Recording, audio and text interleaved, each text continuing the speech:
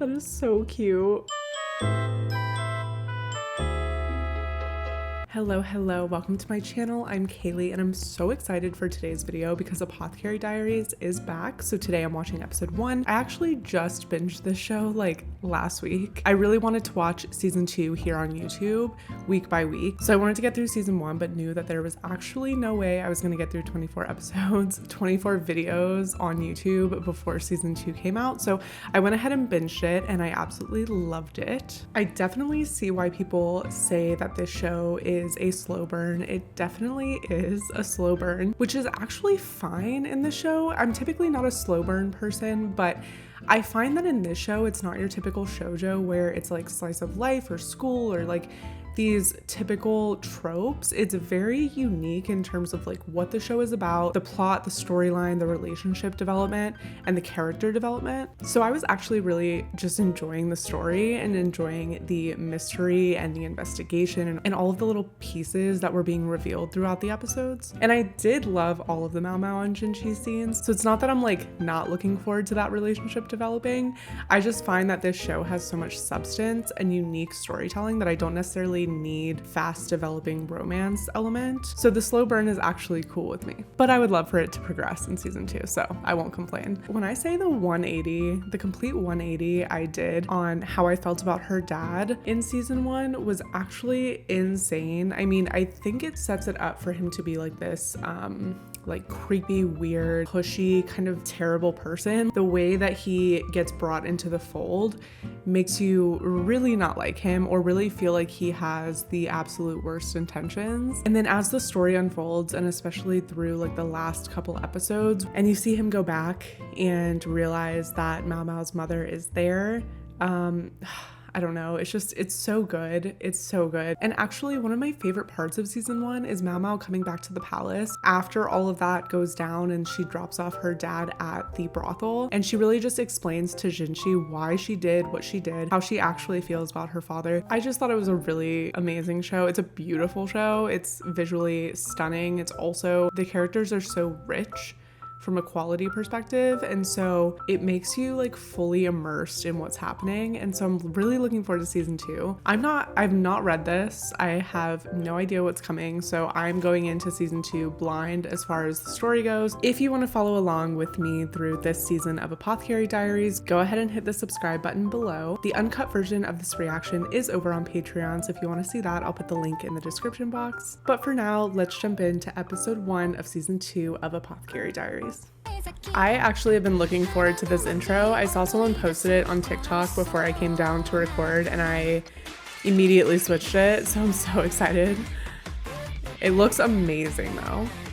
I just love MaoMao. Like, I think she's one of the most interesting characters I've experienced in an anime. Like, her story is so unique and she's so, I guess, different from most of the female leads that are shown. Oh, and I'm also super excited to learn more about Jinshi and like who he actually is, because there was that moment at the end of the season where he talks about like being younger than he is pretending to be, being like not the person he's pretending to be. So I'm really intrigued to see more of that storyline.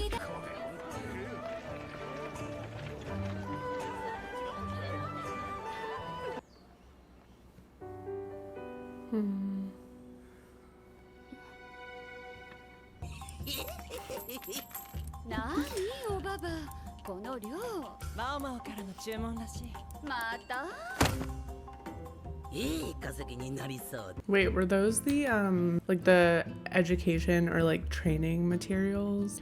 I actually love that episode where she did like the course for the concubines.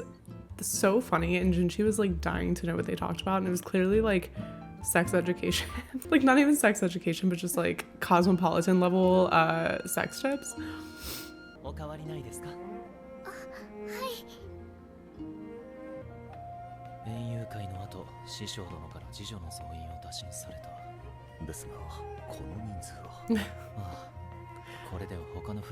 Wait, is this the new one? Yeah. I don't have a good read on her, to be honest with you.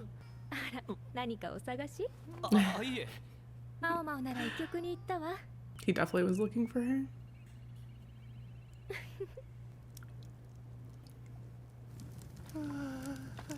何をやっている？何をと言われましても、氷を作っております。 She can do so many things. Like, I know she's smart, but she has so many skill sets.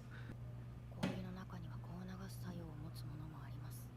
ヤブ医者は人はいいが口が軽い。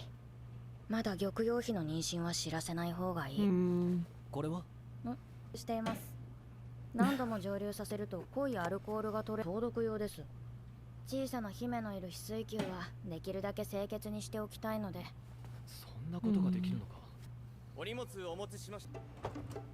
何ですかこれは？ああ、それはジョーちゃんが。これは実家からの荷物で大したものではありませんので。おう、お前の実家から。入っていますので。That's gonna make him want to look more. 係で持ってくるなんて、この下着は何製でしょうか？ Oh, snitch. 高級に集められる女官は生娘がほとんどです。帝のお眼鏡にかなったとして無知なために粗相があったりしたら不憫でなりません。だからこんなものを用意したと。 Honestly, this is the Lord's work. 間が悪かったか。He's reading it so intently. 随分綺麗に作られています。こういう本は嫁入り道具にも使われますし、字が読めずとも絵だけで楽しめるので需要があるんで。お気に召したならば一冊お納めになっては。いや、そういうわけでは断じてない。これを販売している店を教えてくれ。He's so だから違う、 curious. 印刷技術を知りたいだけだ。分かっております。店の名前ですね。際どいものについては検閲の必要があるかと。ですが、帝が今までのでは物足りないとおっしゃっていたので。ダメで。せっかくやり手ババアに厳選してもらったのに。今大流行なんだからね、この小説。シャオランって文字読めたっけ？読めないよ。でも読める子がみんなに読み聞かせてくれるの。戻りました。何ですそれ？主上様が妃全員に配られたそうよ。読み終わったら他の者にも見せてあげるといいって。シャオランが言ってたのと同じもののようだな。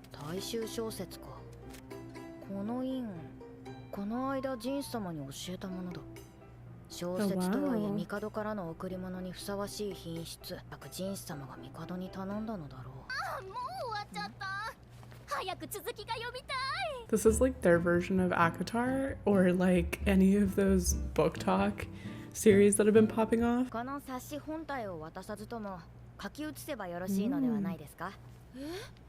挿絵などは難しいかと思いますが、するのは問題ないと思いますよ。 Oh my gosh, she's gonna rewrite a whole book? そんな面倒なことやるの？イーファ、そんなこと言わない。これが正解だろう。皇宮内に書物が出回れば文字を読もうとする者たちが増える。それが流行りの大衆小説であればなおさら。It's actually like sweet. 女官の識字率を上げるにはどうすればいいと？ I love it. I feel like that's so smart. いきなり Right. どうした？いつも小説を読んでくれてた子が何度も読みすぎちゃって声が割に本の写しを作ってくれたんだけど、私字が読めないから。これが名前。真似して書いてみて。私の名前って結構難しかった。 Yeah, that's probably how it would look if I tried to 書い write た方 it が too. 読めるようになるけど、読めないし、文字を書けると便利なんでしょ。 何？シャオランなりに将来のことを考えているようだ。これはなんて読むの？冬中仮想。じゃあこれは？マンだらけ。 I don't think those are words she's gonna need to know to read her novel, but リンリー姫のお散歩の許可が下りたんですか？ええ、そろそろ区内だけじゃ狭くなってきたからお伺いしてみたの。護衛として宦官が2人つくけど、本ニャンと一緒にマオマオもついていってくれないかしら。わかりました。マオマオは花や生き物に詳しいから散歩の時にリンリーに教えてあげてくれる？ I love how much she trusts her. Like from the start, I feel like they just had a bond that it didn't need to be spoken. Like they were just so close instantly, and so I actually love this. Like, I love that she gets to spend more time there because I know when she came back to the palace, it was kind of like, oh, you can't just pop back into your old job. So I love that she's found a way to get back there. ダメです。ろくでもないものばかり教えます。あら、役に立つと思う。 She's not wrong. 姫を見た者の反応は様々だ。それぞれ姫に対する考え方が違う。姫もいずれその視線の意味が分かってくるだろう。これは桜草ですね。姫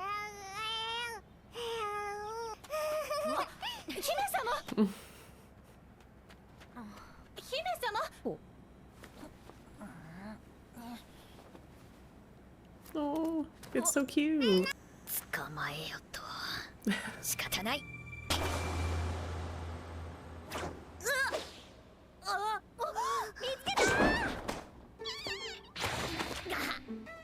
Oh, who is that? あれ捕まえようとしてる風に見えたけど、この子お腹空いてるのかも。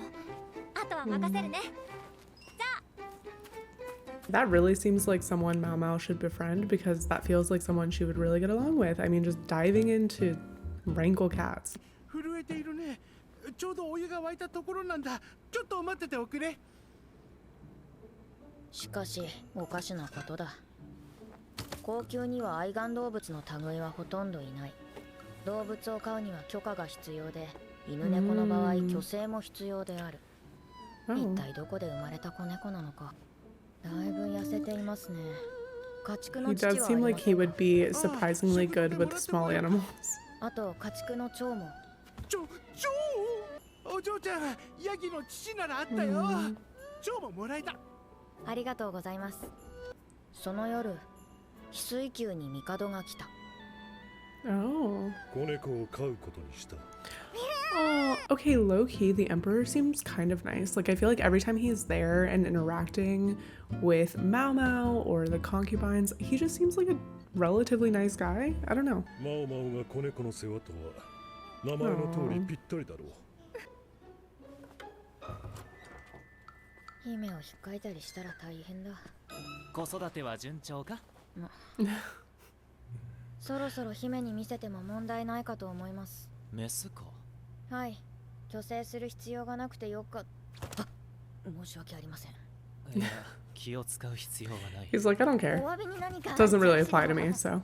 お前もするか？あまり猫は好きではありません。その名前でか？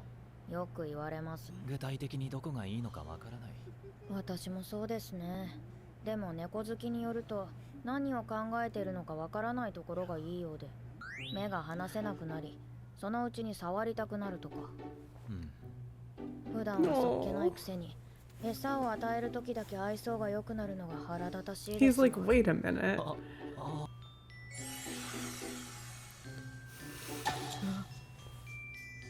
うしたんですか、ジンシー。 That is so cute. That's so cute. And not until it reminded him of her did he care. Stop. その後子猫は